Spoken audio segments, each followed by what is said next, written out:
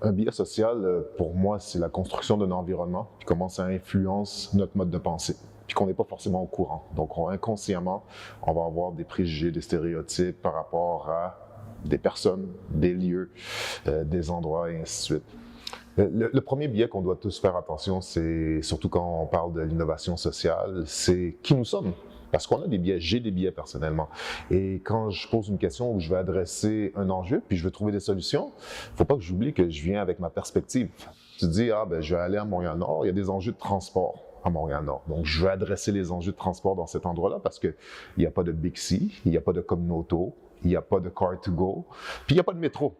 Fait que tu dis, moi, je vais trouver une solution par rapport à ces populations-là. Tu dis, j'ai une idée, puis je vais faire en sorte qu'il y a des véhicules électriques qui soient là-bas. Comme ça va leur permettre de se déplacer un peu plus dans cet environnement-là. Puis même, je vais le rendre accessible pour que les personnes puissent les réserver pendant une semaine au grand complet. L'idée est formidable en soi. C'est super pour un endroit comme Montréal-Nord. Mais maintenant, est-ce que tu as pensé si ces personnes-là sont des locataires ou propriétaires? Est-ce qu'il y a des bornes de recharge? Est-ce que tu sais qu'à Montréal-Nord, c'est l'endroit qui a le plus de familles monoparentales? Fait que si tu as un véhicule de 2 places, malheureusement, tu ne viens pas d'aider un grand pan de la population. Fait que c'est vraiment faire une étude ou une recherche qui va te permettre d'approfondir la réalité de la solution ou du problème que tu veux adresser. Et ça, si ça ne se fait pas en amont, dès la première question, si tu n'as pas ces questionnements-là, tu risques d'avoir un impact peut-être négatif à l'égard d'une population, tu sais. Puis je te rajouterais même, tu sais, à Montréal-Nord, il y a un paquet de gens qui vivent de l'industrie du taxi. Fait que là, tu peux retirer une source de revenus à un paquet de personnes. Fait que quand tu penses en comme ça, tu dis, OK, mon idée était bonne au départ, mais maintenant, comment j'ai affecté cette population-là, tu sais. Fait que c'est beaucoup de réflexions que tu dois avoir en lien avec ce que tu veux mettre en place dans certaines communautés ou comment tu veux aider ces gens-là aussi et comment les gens participent aussi à tout ce processus-là. C'est important d'adresser ces biais. Puis c'est important de les reconnaître qu'on en a tous. Et si on ne commence pas par soi-même, à ce moment-là, on va juste les répéter ou les faire, on va juste les répéter ou on va les imposer à d'autres personnes. Il y a des tests, il y a des lectures qu'on peut trouver. De regarder sur Internet, il y a un paquet d'outils accessibles à ces endroits-là. Puis maintenant, c'est de voir c'est quoi les enjeux qu'on veut adresser, puis qui devrait participer aussi à solutionner ces problématiques-là.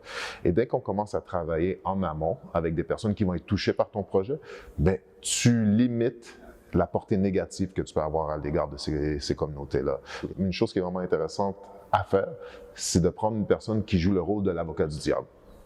Et cette personne-là va te challenger sur chacune des idées que tu essaies d'amener sur ton projet et va te challenger à fond. Et plus tu vas être challengé, plus tu vas devoir trouver des mesures pour atténuer les impacts négatifs que tu pourrais avoir en lien avec ton projet. Donc, c'est de ne pas avoir peur de la critique, en fait, dès le début. Parce que si tu as peur de la critique dès le début, tu n'as aucune idée comment ça va te faire mal beaucoup plus tard. Donc ça, c'est important de le faire le plus tôt possible. Aussi, si tu n'as personne dans ton réseau de contacts, de près de toi, qui pourrait te challenger sur des enjeux en lien avec les gens qui sont racisés ou minorisés, ou les personnes qui ont des handicaps, les personnes qui sont issues des communautés LGBTQ+, et ainsi de suite. Si tu n'as pas ces contacts-là, tu peux déjà essayer de trouver des gens, des organismes qui travaillent dans ce milieu-là. Et ça, c'est pas si complexe que ça. Tu peux commencer à t'impliquer aussi dans ces milieux-là pour voir qu'est-ce que tu peux faire pour contribuer à aider certains projets. Parce que souvent, on demande beaucoup de ces personnes-là aussi. C'est un labeur qui est pas toujours facile d'essayer d'aider des gens avec leurs projets d'innovation, et ainsi de suite. T'sais. Fait que, essayer de prendre contact, je peux comprendre que ça peut être plus difficile que ça ne paraît, mais des fois, juste envoyer un message en disant « je me pose des questions par rapport à mon projet, comment j'ai affecté certaines communautés, puis j'aurais besoin d'avoir ces ressources-là. Est-ce que vous pouvez m'aider? » Tout simplement. Tu fais un message d'ouverture de la sorte pour te dire, toi, c'est des choses que tu veux éviter, commence à entrer en contact, puis la personne va te répondre. La personne va te dire, soit va lire quelque chose, ou soit je vais t'aider, ou soit je vais te référer quelqu'un qui va vouloir t'aider. Mais il faut vraiment y aller avec une approche d'ouverture et de reconnaissance que tu ne possèdes pas cette science infuse-là.